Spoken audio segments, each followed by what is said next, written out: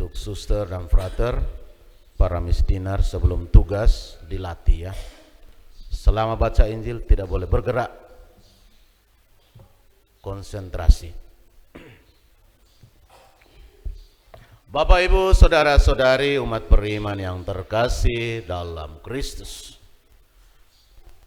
Tanggalkanlah manusia lama dan kenakanlah manusia baru. Tanggalkanlah manusia lama dan kenakanlah manusia baru.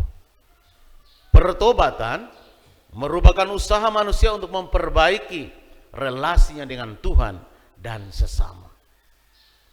Pertobatan sejati menuntut sebuah arus balik dari sebuah kejahatan, dosa, kesalahan, kekeliruan menuju kepada kebaikan dalam hidup konkret, dalam praktek hidup. Jadi setelah misalnya hari ini kita rasa salah, ada berdosa, ada kekeliruan, maka perbaiki untuk kedepannya. Maka pertobatan itu sesungguhnya mengharapkan ada proses perbaikan, proses putar balik arah. Jadi hari ini Minggu Prapaskah yang keempat, maka kasulannya Romo warnanya pink. Walaupun kemarin baru dicuci, belum terlalu kering. Saya tadi cari di jemuran. Mau menandakan bahwa hari ini adalah minggu khusus.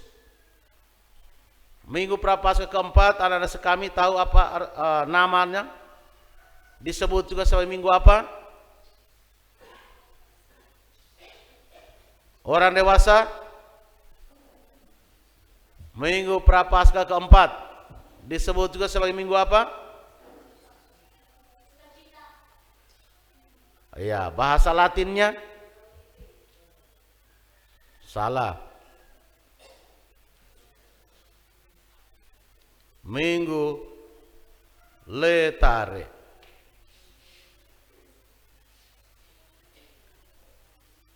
Lantera. Lantera itu cahaya, nyala, lilin, terang. Kalau minggu Advent yang ketiga disebut juga sebagai minggu apa? Itu yang tadi sudah disebut tadi. Minggu Gaudete. Bapak Ibu saudara-saudari, artinya hari ini dalam persiapan Paskah itu semakin dekat persiapan kita. Aroma-aroma kebangkitan sudah semakin nampak. Puasa dan pantang kita sudah sampai setengah. Sudah melebihi setengah. Masa puasa selama 40 hari adalah masa retret agung. Maka pertobatan sesungguhnya memiliki dua dimensi, yaitu usaha manusia yang terus-menerus untuk memperbaiki diri dan rahmat Tuhan untuk mengampuni, memaafkan dosa dan salah manusia. Rahmat Tuhan untuk menyelamatkan kita. Pertama-tama butuh usaha manusia. Keselamatan itu tidak hanya kita terima begitu saja, tapi harus ada perjuangan. Ibaratnya keberhasilan itu tidak hanya mengandalkan doa saja, tapi juga butuh kerja keras. Keberhasilan tidak datang dalam sekejap. Demikian juga perbaikan hidup itu butuh perjuangan ekstra. Hari ini kita dengar bacaan Injil yang begitu panjang dan mengisahkan kisah yang sangat lekat dengan kita tentang kehidupan kita yang seringkali jatuh dalam salah dan dosa. Anak bungsu dikatakan sebagai anak yang foya-foya, hidup tidak benar, pergaulan bebas dengan orang-orang perempuan-perempuan yang tidak baik. Anak bungsu digambarkan sebagai anak laki-laki yang kurang tertib hidupnya. Tetapi anak sulung juga tidak lebih baik dari anak bungsu. Anak sulung menjadi orang yang suka vonis, merasa dirinya lebih baik, lebih suci. Akhirnya dia terjebak pada dosa kesombongan. Dia tidak mau menerima adiknya kembali. Maka bagi dia, sekali orang salah kepada dia, pintu maaf tertutup. Seringkali kita juga seperti anak sulung. Seringkali kita juga menutup pintu maaf untuk orang-orang yang mungkin dekat dengan kita. Kita rasa bahwa kita sudah tegur dia 1 kali, sudah beritahu dia 1-2 kali, atau bahkan mungkin kita rasa sudah terlalu berkali-kali kita beritahu, kurang ajar dia tidak mau dengar kita. Lalu kita tutup sudah pintu maaf. Pokoknya untuk saya kau sudah mati. Mau kau salam saya kek, mau kau omenin saya kek, saya tidak peduli. Itu artinya kita sudah mengambil posisi anak sulung. Kalau kita mengambil posisi anak bungsu, maka kita juga akan hidup menjadi orang-orang yang mungkin tidak tertib, pernah jatuh dalam salah dan dosa, pernah menggunakan uang secara tidak bertanggung jawab, menggunakan uang hasil panen untuk sesuatu yang tidak benar, padahal kita untuk uang itu untuk hidup setahun kita. Kita menggunakan uang untuk belanja yang tidak perlu. Itu posisi anak bungsu seperti itu. Jadi jangan berpikir bahwa hanya dosa-dosa lain saja. Tidak, dosa dalam penggunaan uang keluarga juga itu dosa. Jangan hanya berpikir bahwa dia kalau saya tidak selingkuh maka saya lebih baik dari anak bungsu. Belum tentu. Bagaimana penggunaan uang? Bagaimana rencana untuk tanam tahun ini nanti, bulan November atau Desember nanti?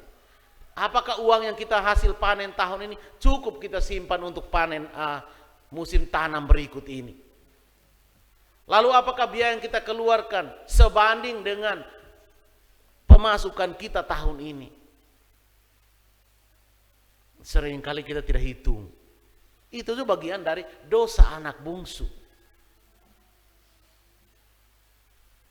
Harus menjadi orang beriman yang hitung semua.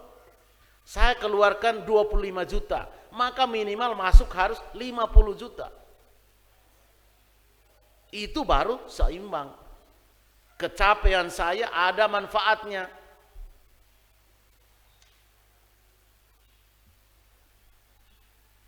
Semuanya itu butuh kehidupan yang lebih tertib. Maka dosa anak bungsu adalah dosa karena dia tidak hitung semua itu.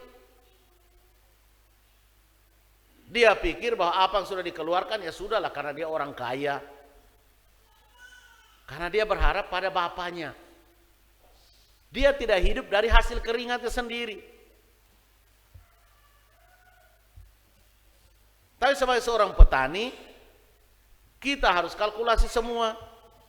Biaya yang kita keluarkan tahun lalu dari tanam sampai panen berapa juta. Hasilnya kita berapa duit. Iman itu hal-hal konkret seperti ini. Iman itu berkaitan kehidupan nyata. Asalkan kita mau ambil hikmahnya. Oh, bacaan hari ini tentang anak bungsu, anak sulung. Lalu tentang bapak yang baik hati. Allah itu selalu baik hati. Selalu memberi kesempatan. Tapi kalau kita tidak tertib, tidak mau bertobat dari sikap-sikap pemborosan, sikap-sikap yang tidak hitung, tidak kalkulasi tentang pengeluaran dan pemasukan, maka kita ibaratnya pedagang yang bodoh. Orang jual bensin saja dia harus hitung. Saya pergi beli harga sekian 1 jergen. Saya harus jual kembali minimal dapat sekian persen dari hasil ini. Maka tidak ada pedagang tuh mau rugi dia. Kecuali dia pedagang bodoh. Dia keluarkan sekian ribu, dia harus dapat minimal ongkos transportasinya, lalu dia sudah jaga tunggu setengah mati. Itulah pemasukannya dia. Jadi bisnis memang harus cari untung. Bisnis bukan cari rugi. Maka kalau ke kios tidak bisa sebenarnya sistem bond dulu ya, nanti minggu depan atau bulan depan baru bayar. Itu mematikan pedagang. Maka di Ustadz di bawah dia tulis Kelembo Ade tidak melayani bond. Artinya bahwa pedagang ini kalkulasi, modal kan harus putar. Tapi seringkali sifat kita sebagai anak bungsu maunya kan enak saja. Ada uang hajar, pokoknya beli apapun. Nanti mau tanam baru pikir lagi. Kan nanti bulan November kan kemungkinan kita akan tanam lagi. Ini sudah pasti kan. Kita kan petani semua ini.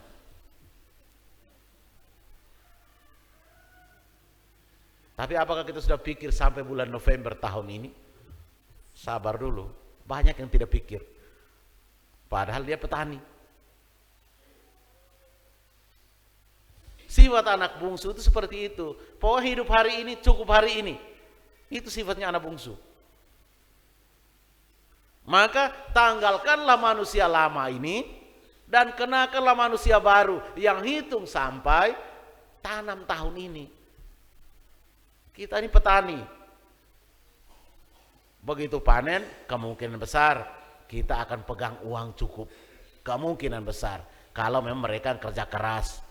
Semua tanahnya memang ditanam, dikelola dengan baik. Kemungkinan besar kita akan punya uang cukup. Harusnya cukup untuk tanam tahun ini.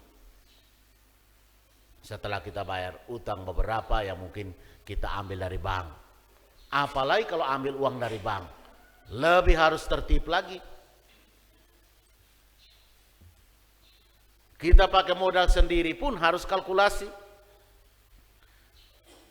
Maka ada umat yang omongnya Romo, dia berusaha untuk tidak pakai tenaga, tidak pakai sewa. Dia hanya beli bibit dan beli obat untuk semprot. Tapi semuanya dia berjuang sendiri. Dengan istri, dengan keluarga sendiri. Untuk menghemat biaya. Karena kalkulasinya dia, saya hanya tanam tanah saya hanya sekian. Kalau saya sewa tenaga, biaya sudah berapa? Tidak cukup atau tidak sebanding dengan modal yang saya keluarkan dengan pemasukan. Itu bagus. Artinya dia menjadi petani yang tidak hanya hidup untuk hari ini. Petani yang berani meninggalkan cara berpikir lama, mengenakan cara berpikir baru. Memang harus begitu. Tanggalkanlah manusia lamamu dan kenakanlah manusia baru pada hari ini. Paskah makin dekat. Paskah itu lebih pada berkaitan yang bangkit dari kubur dosa, bangkit dari kubur kesalahan, kubur kekeliruan. Itu Paskah sebenarnya. Jadi kalau firman Tuhan itu selalu bisa diambil hikmahnya untuk kehidupan konkret kita. Tapi kalau umat kita di Tolonggeru memang selalu modal yang dikeluarkan lebih kecil daripada pemasukan. Amin. Penghasilan tahun ini cukup untuk tanam tahun ini dan tidak pinjam di bank. Amin. Asik. Romo senang kalau semua umat begini nih. Tidak ada yang miskin lagi. Amin. Senang hidup ini. Tanggalkanlah manusia lama. Di hari ini Romo ingatkan, tanggalkan manusia lama. Berani merencanakan uang yang kita panen hasil tahun ini cukup untuk tanam tahun ini. Amin. Bapak Ibu saudara-saudariku yang terkasih dalam Kristus, jangan biarkan sifat anak sulung mempengaruhi kita. Sifat anak sulung itu dia hanya berhenti di iri hati.